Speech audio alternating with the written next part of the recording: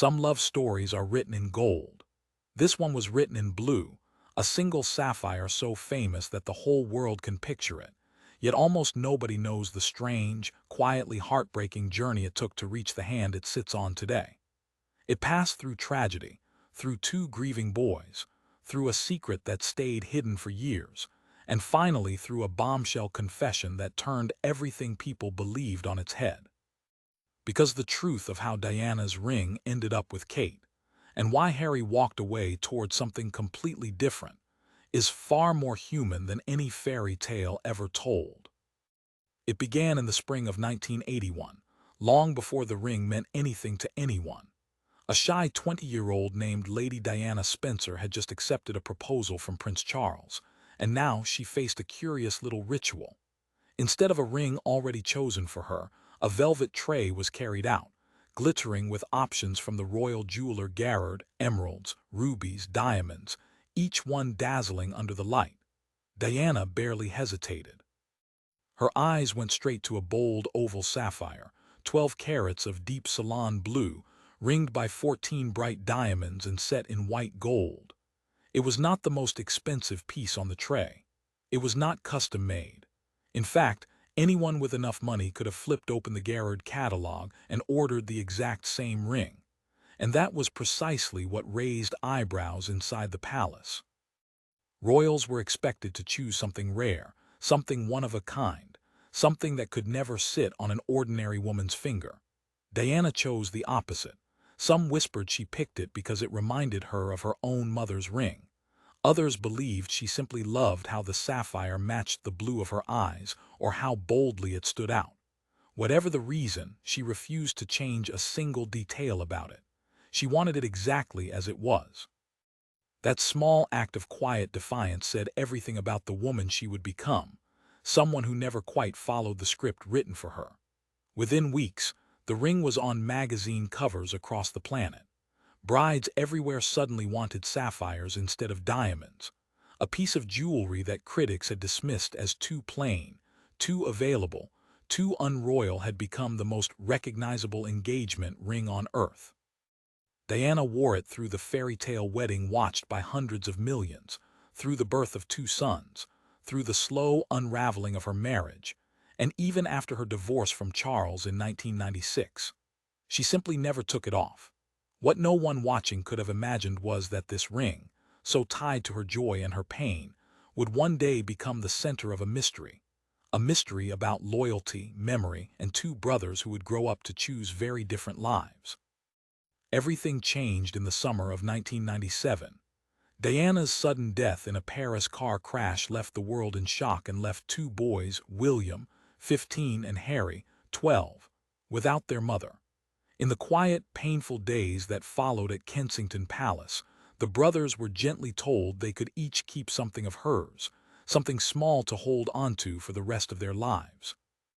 According to the account that the public would believe for the next 2 decades, told by Diana's former butler Paul Burrell, the boys made touchingly simple choices. William, he said, asked for their mother's Cartier tank watch, a gift from their grandfather that Diana had worn constantly, because he remembered her checking the time on it.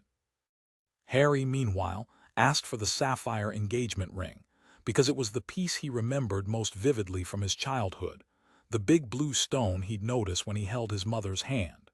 Two brothers, two keepsakes, two very different treasures carried away from the wreckage of the same loss.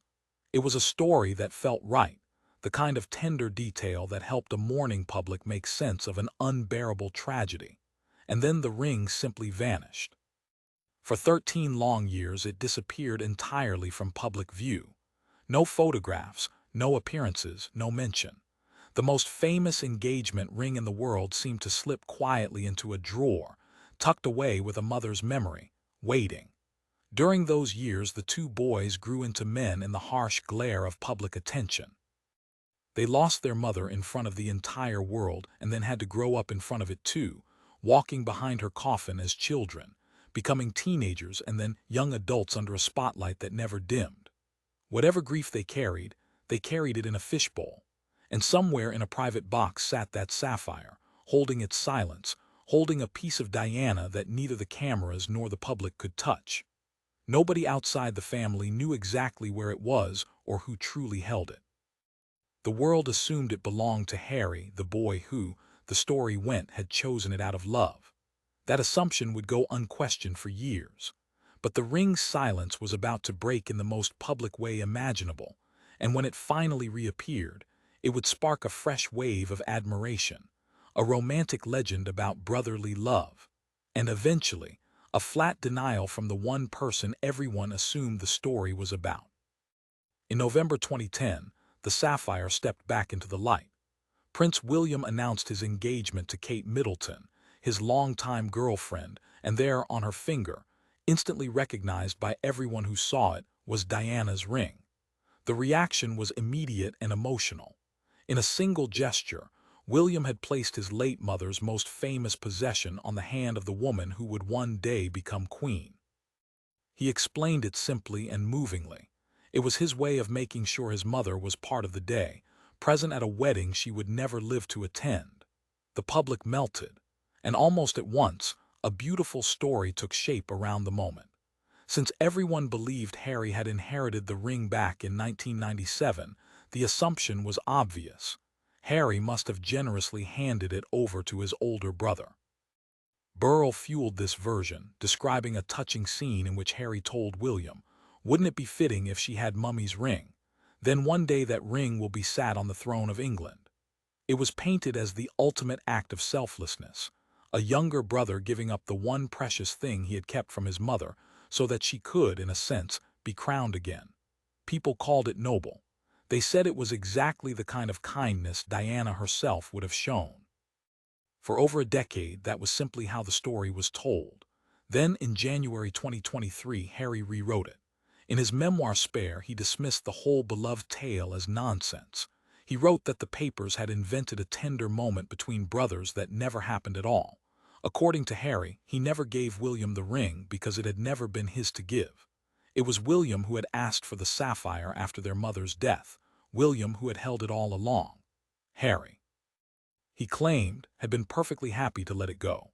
He even said he first learned of his brother's engagement not through some heartfelt private exchange, but when Buckingham Palace made the official announcement. Burrell fired back, insisting he had personally watched Harry choose the ring in 1997. Suddenly, two accounts stood in direct contradiction, and the public was left unsure which brother had truly held their mother's ring, and for how long. What had been a simple, sweet story was now tangled in disagreement. But beneath the dispute lay something quieter and sadder, a sign of just how differently these two men had come to see their shared past, and how far apart their lives were drifting. Whatever the truth about who once held the sapphire, one thing was certain. Diana lived on in both her sons' love stories, just in very different ways. While William kept their mother's ring within the heart of the monarchy, destined for a future queen, Harry found his own path to honor her. When he proposed to Meghan Markle in 2017, he didn't reach for the sapphire at all. Instead, he designed a ring himself, a central diamond sourced from Botswana, a country close to his heart, flanked by two smaller diamonds taken from Diana's personal collection. In his own words, he wanted his mother to be part of the journey he was about to take.